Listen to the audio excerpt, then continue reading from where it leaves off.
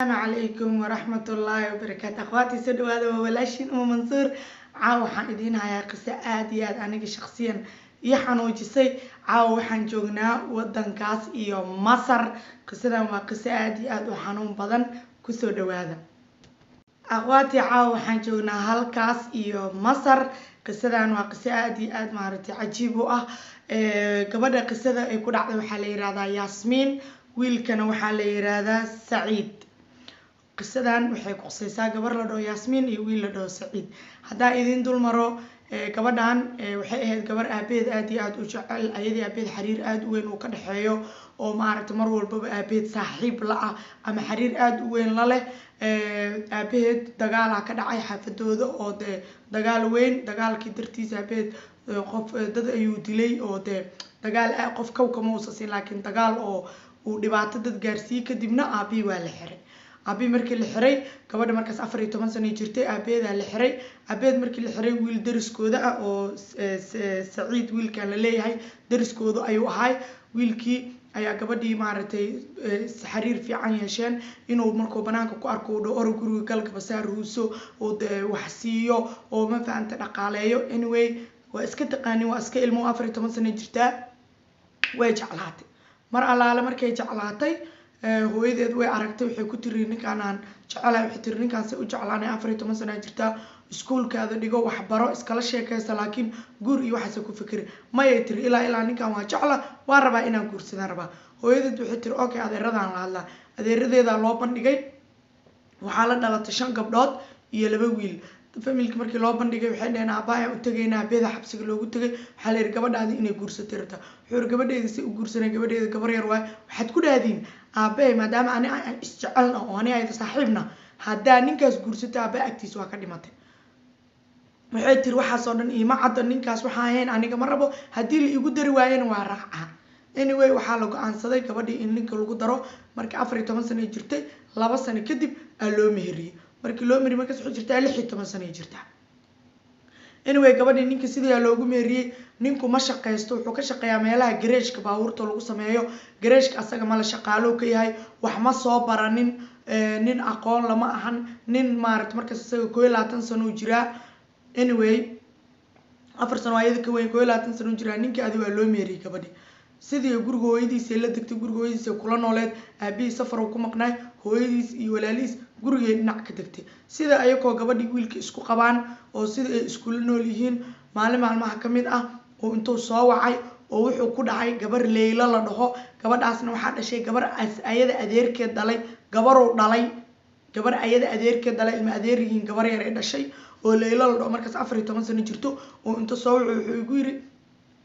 dhibaato ayaa jirto Leeyla igu wax guriga ii keen Leeyla igu wax guriga ii keen waxay tiri ma Leeylan kuugu caaha Leeyla igu xooyir waa u baahana haddana wuxuu isoo wuxuu dhamay guriga igu keen meelaha maarta dadka ay ku sheekaystaan xadiiqooyinka la dhaho oo yiri meeshas igu keen anyway waxay tiri gabadhii waan soo waday laakiin dadkana waxaan ku dhahay gabadhan Saciid ayaa rabo Saciid aan u geynaa gabadhii waa soo waday tiri gabadhii waa u keenay mar alaan marka gabadhii u keenay wuxuu ugu yiri tiri waan la hadlayaa orado halkaas banaanka camal istaag wax yar halkaas camal naga tag waxay tiri waxaan ka maqnaayay tiri kor ugu boodo 10 daqiiqo aan dhameyn qeylaa maqlay hadama soo noqday gabadhii oo meedo dhulka taalay soo joogina oo umaaday aniga waxay tiri waan naxay meedkii ma taaban waxba kuma sameenin oo iswaan wacay maxaasas u sameysay wuxuu yiri qoortan ku dhuftay maxay wayna dhimatay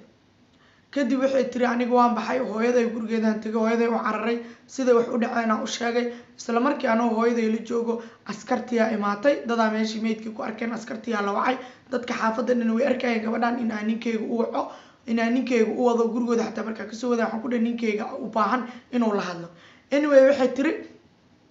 sidii aan gabadhi ku soo waday gabadhi markaas sidii ku soo waday oo ninkana sidii uu ku dilay gurigeena ku imaaday askarti way imaatay askarti way waday meesh waxa la igeeyay booliska xafiiska booliska la igeeyay ama saldhiga la igeeyay anyway waxay tiri saldhigi markaan joogay askarigu uu weydiiyay maxaa dhacay sidii wax u dhaceena u sheegay inuu isoo waca gabadhi ii keenay oo dhahay hay telefoon aan ka wada hadalna wixii oo dhan ma ku jiraan way ku jiraan waxaan dhahay tiri asaa u geey asaana dilay sidii waxay tiri isla markii anoo meeshii jooga asaga la keenay markii la keenay asoo waxay tiri iga sii jeedo waa la weydiiyay waxa lagu yiri gabadhan see wax u dhaceen yaa dilay waxay tiri Siciidaa dilay wuxuu yiri aniga ma dilin beenteed waay waxay tiri anyway wuxuu yiri ani ayada ma wada hadli karnaa ها nimankii waxay tiri askartii way naga baxeen wuxuu ugu dhahay tiri adiga maxay ahayd 17 sano ma aada gaarinin ma lagu xukumaayo aniga laakiin hadii dambigan uu ugu cadaado waxa waa lay tooganaa laakiin adiga waa yar tahay uurna waa leeda uur markaas 2 bil u leeda uurna waa leeda ma lagu xukumaayo marka isku day inaad dhahdid aniga dilay oo aniga dambiga iga qaad waxay tiri ninka aadan u jeclaa isla markii uu ugu dhahay isku day inaa dhahdid anaa dambigan geystay si aniga waa lay tooganaa maadaama aniga 22 sano jiro adigana 17 sano aa ka yar tahay adiga dambiga qaado maxaamiga ugu weyn aan ku qabanayaa kuma sii deynay ana maarta garabkaada taagan adiga dambiga qaad oo aniga dhibkaan sameeyay dheh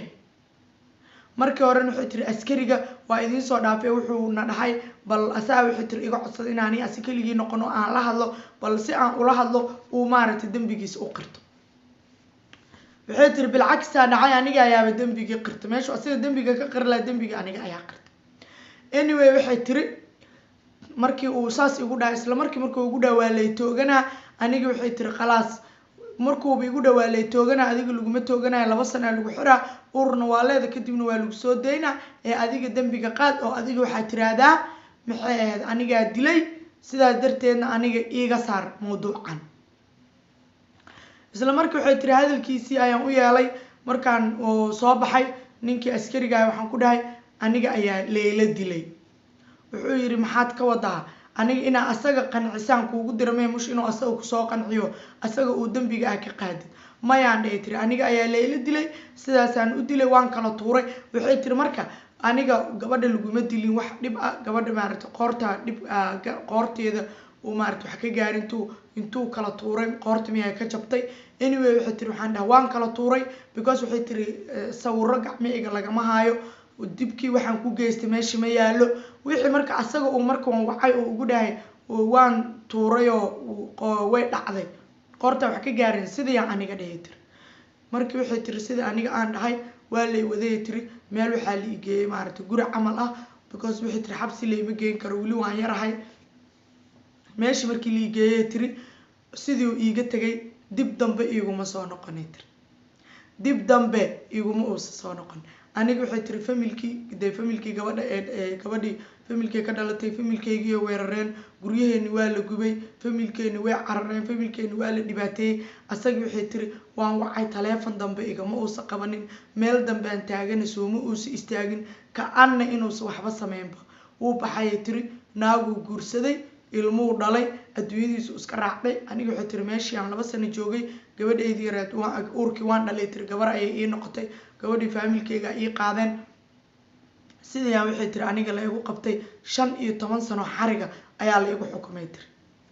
oo gabadhu ku yiri 2 sano lagu xiraa maxaamiyaan ku qabanaa 15 sano xariga la igu xukumay tiri dib dambe iguma soo noqon telefoon igama qabanin bilcagis waxay tiri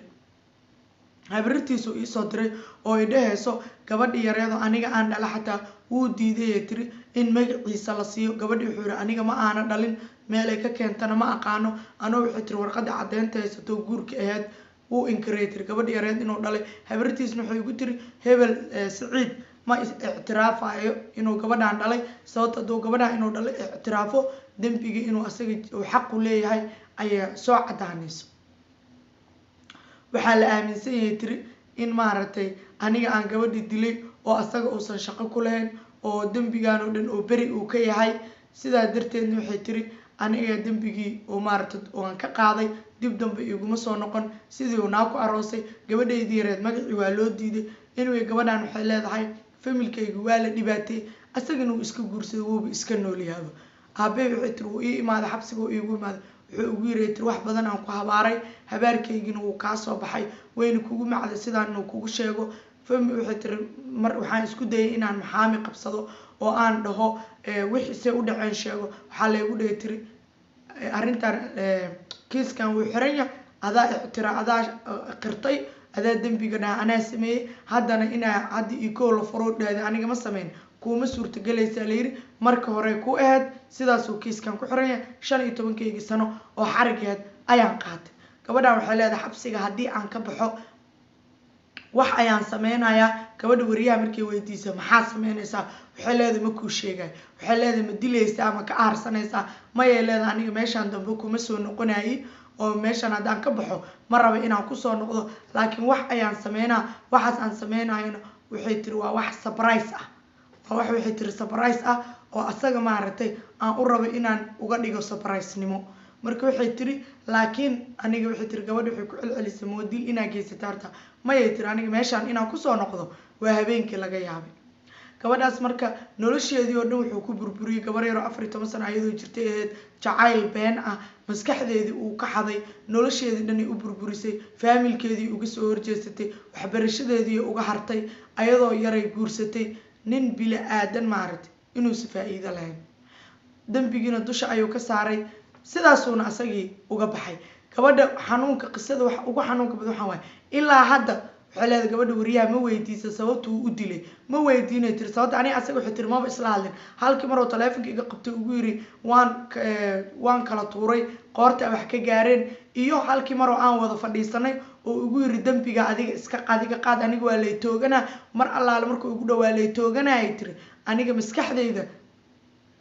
kelmadaasayba qaado weysaba su-aal dambe ma sii weydiin ilaa hadda sababtuu u dila ma aqaano iyo asiga gabadha waxa ka dhexeeyay